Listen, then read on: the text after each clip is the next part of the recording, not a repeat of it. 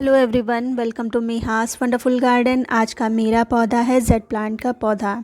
अगर आपका jade plant का पौधा सर्दी के कारण बिल्कुल पीला पड़ चुका है, बिल्कुल पत्तियां झड़ चुकी हैं, एक भी पत्ती बची नहीं है, सिर्फ स्टम ही बचा हुआ है, तो अगर आपके प्लांट में स्टम भी बचा है तो मैं जो तरीके आपको बताने जा रही हूँ, जो 4-5 तरीके हैं, उनको अगर आप प्रयोग करेंगे तो स्टम से भी पत्तियां निकलेंगी और आपका कुछ ही दिन में पौधा घना भरा हो जाएगा। तो चलिए वीडियो को स्टार्ट करते हैं। ये एक परमानेंट प्लांट है, इसमें किसी भी तरह की कोई फ्लावरिंग नहीं होती, लेकिन ये अपनी पत्तियों की चमक के कारण ही पहचाना जाता है।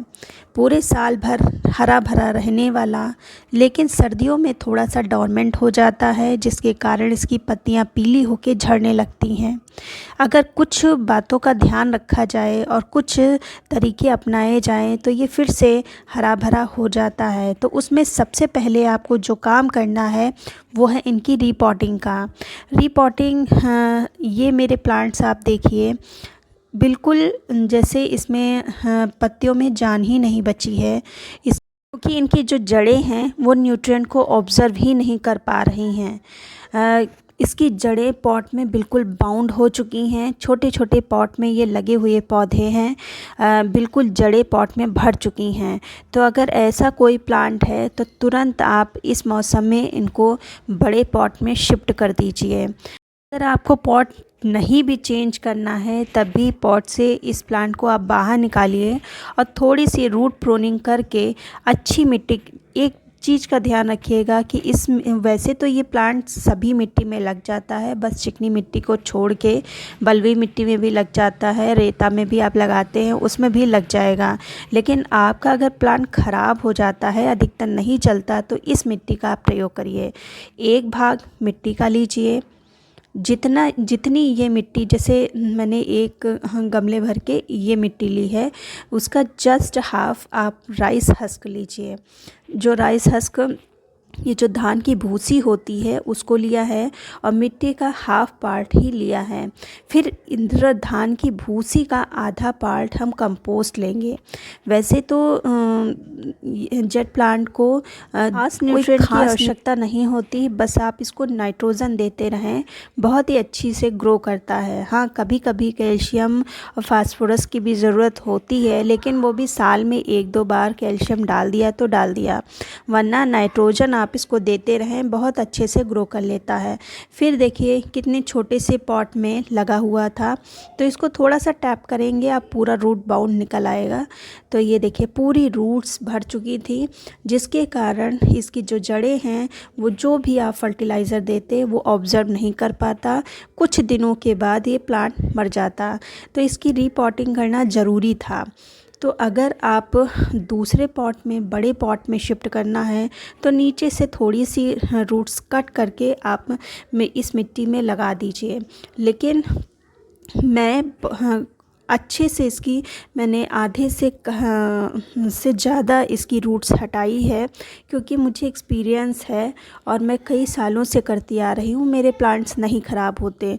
लेकिन अगर आप बिगनर हैं और आपके प्लांट ख़राब हो जाते हैं तो आप इसकी थोड़ी सी रूट प्रूनिंग ही कीजिएगा, फिर इस मिट्टी में लगा दीजिएगा।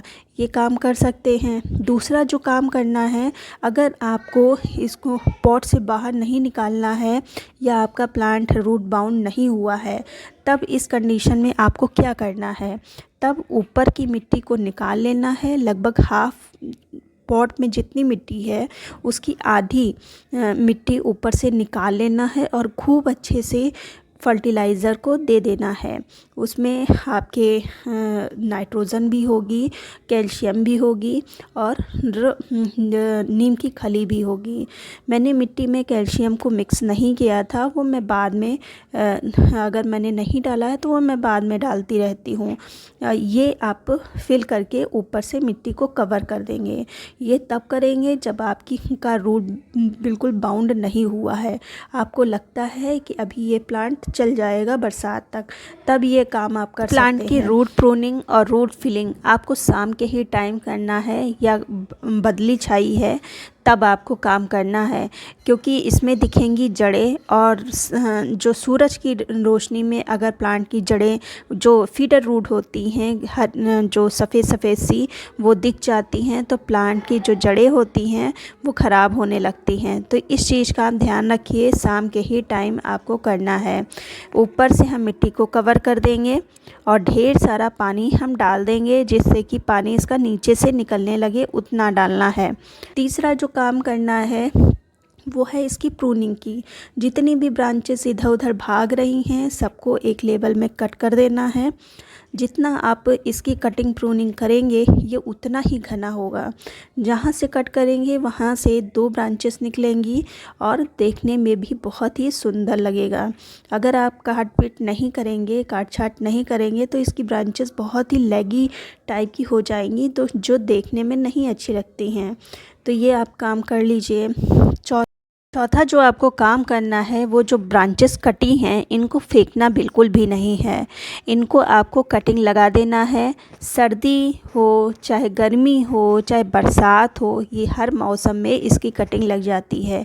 यहाँ तक कि एक पत्ती से भी इसकी कटिंग लग जाती है। देखिए एक पत्ती गिरी होगी तो वहाँ पर भी देखिए रूट निकल आई है, क्योंकि मैंने तो इस पत्ती को नहीं लगाया, ये अपने आप ही जर्मिनेट हुई है। तो ये बहुत ही ईजी टू ग्रो प्लांट है। इस प्लांट को आप ज़रूर लाएं अगर है नहीं आपके पास। फिर इसके अतिरिक्त आपको इसको प्लांट ग्रो करने में 2-3 चीज़ों का ध्यान रखना है। पहला तो आपको इसको फुल सनलाइट में रखना है। जितनी अच्छी आप इसको सनलाइट देंगे ये ग्रो उतनी ही अच्छे से करेगा। भीषण गर्मी में, मई जून की गर्मी में जब एक तरफ प्लांट झुलसने लगते हैं, कुम्हलाने लगते हैं, वहीं पर ये अपनी चमक बिखेरता है। अगर इस समय आप इस प्लांट पर शावरिंग करते रहें तब फिर कहने ही क्या, बिल्कुल जैसे शीशा होता है उस तरह से ये चमकता है। दूसरी बात है कि पानी का विशेष ध्यान रखना है। पानी बहुत ही ज़्यादा नहीं डालना है।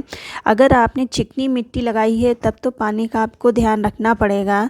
अगर जैसे मैंने आपको मिट्टी बताई है उस तरह की मिट्टी में अगर आप प्लांट लगाएंगे तो पानी का भी इशू नहीं आएगा। आप पानी जैसे डालते हैं वैसे डाल सकते हैं। अब बात कर लेते हैं इनके पसंदीदा फर्टिलाइज़र का। तो इसके लिए आपको कहीं बाहर से ख़रीदने की कुछ भी ज़रूरत नहीं है। आप घर में ही बहुत सारी ऐसी चीज़ें हैं जिनका प्रयोग करके अपने प्लांट को हेल्दी बना सकते हैं, हेल्दी रख सकते हैं। उसमें जो सबसे पहली और सबसे ख़ास फर्टिलाइज़र है वो है चाय पत्ती। चाय पत्ती का फर्टिलाइज़र बनाना कैसे है चलिए मैं आपको बताती हूँ। उसके लिए सबसे पहले एक ग्लास में हम लेते हैं चाय की पत्ती, और चाय की पत्ती में नाइट्रोजन बहुत ही अच्छी मात्रा में पाया जाता है। यहाँ तक कि इसको कंप्लीट NPK कहा जाए तो गलत नहीं होगा। नाइट्रोजन, पोटेशियम और फास्फोरस तीनों ही अच्छी मात्रा में इसमें पाया जाता है। तो 1.5 चम्मच मैंने चाय की पत्ती ली है और उसमें थोड़ा सा गर्म पानी का यूज़ किया है, जिससे हम इसको जल्दी प्रयोग में ला सकें।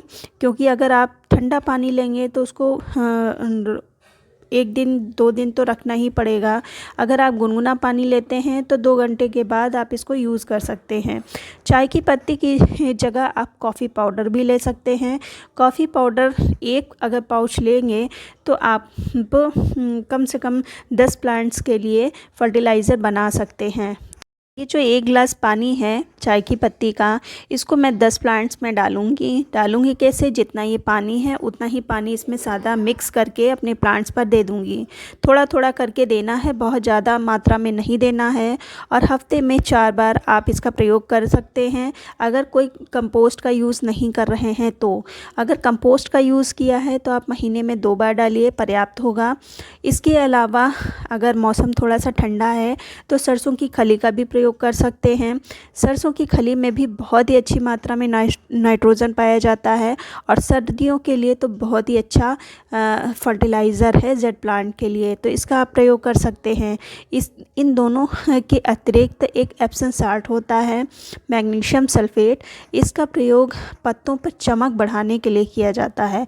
तो अगर आपके प्लांट्स के पत्ते पीले पड़ रहे हैं और सब कुछ आप ट्राई कर रहे रहे हैं, ना आपका प्लांट रूट बाउंड है, ना आप पानी ज़्यादा दे रहे हैं, ना मिट्टी आपकी सूख रही है, सब कुछ ठीक है, लेकिन फिर भी पत्ते इसके पीले हो रहे हैं, तो एक बार आप एप्सम सॉल्ट का प्रयोग करके देखिएगा। सिंपली इस पे स्प्रे किया जाता है। 1 लीटर पानी में 1 चम्मच घोल के आप इसके पत्तों पर स्प्रे कर दीजिएगा। ये काम करिएगा। ये तो बेसिक चीज़ें हैं जो कि मैंने आपको बताई। इसके अतिरिक्त जो मैं अपने प्लांट पर करती हूँ वो रेगुलर मैं आपके साथ शेयर भी करती हूँ। तो अगर जानकारी अच्छी लगी हो तो लाइक कर दीजिए और सब्सक्राइब कर लीजिए। मिलते हैं फिर किसी वीडियो में नई जानकारी के साथ। तब तक की गुड बाय।